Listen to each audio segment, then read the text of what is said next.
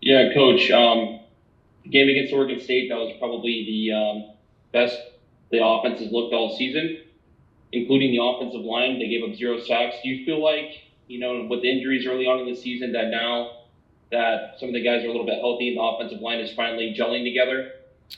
Yeah, I mean, obviously you would hope so. We have, through the first 6 weeks of the season, we had, I think, almost six different lineups. So anytime you can keep some stability and continuity with that group in particular, I feel like it gives us a really good advantage going into the rest of the season. So getting guys like Vatakani back, TJ Session back, and then having a young guy like Fred Williams step up and make his first career start in that Oregon State game was a lot of positive momentum for the O-line from that game. Thanks, Coach. We'll go to Jeff Rado from Cowboys on inside. Hey, Mike. Wonder if you could just give me your evaluation on how Fernando has progressed this season and sort of what were the off-season things that were emphasized for his improvement.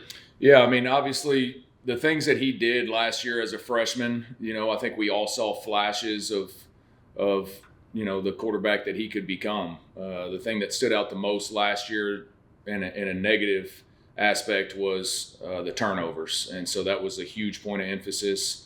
I think he's done a really good job of protecting the football, and we've done a nice job offensively of that. I think Coach brought it up to the team the other day. We're currently, I think, number 2 in the country in turnover margin, that gives you a chance in every single game you play, and we got to continue to do that.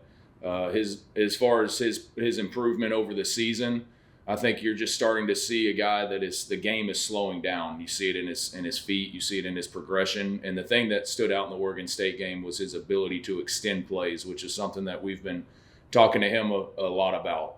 There's times the protection's going to break down in every game. There's times that somebody's going to sink underneath a route, and you've got to buy time and create plays, and he did that well against Oregon State. He's at like 73% completion over the past 3 games. Is that the ceiling, or can he be better still? No, I think that's obviously a pretty solid number. I think especially as we want to push the ball down the field more, your percentages are going to go down, but when you're throwing quick game, when you're throwing RPOs, we expect to be in that 70 to 75% range. Thank you. Yes. Steve Croner, SF Chronicle. Yeah, Mike, I had a similar question to Justin there. Steve Kerr has used the phrase gravity to kind of reference how teams focus so much on Steph Curry. The gravity around Steph Curry opens things up for other guys on the Warriors.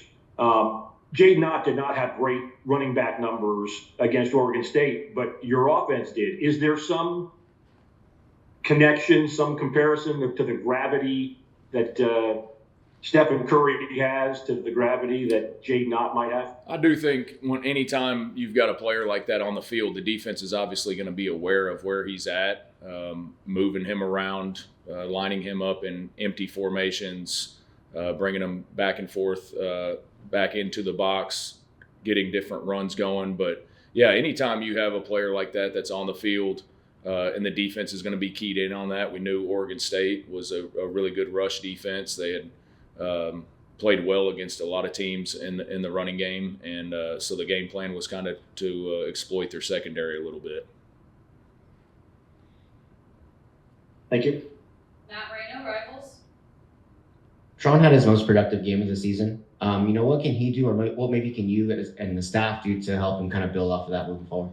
Yeah, just continue to be him, and I think that's one thing that I love about Tron is the way that he works every day. He's never been a guy that has complained about touches, has complained about anything. He is willing to do whatever it takes to help the team win. Obviously, his ability down the field is where he can really separate from people once he gets running at top speed, and so that's something that we have to continue to utilize him for, and as well as his ability to, catch the ball over the middle and things like that. He's just such a big target for the quarterback on the field because of his size that he's a very quarterback-friendly receiver.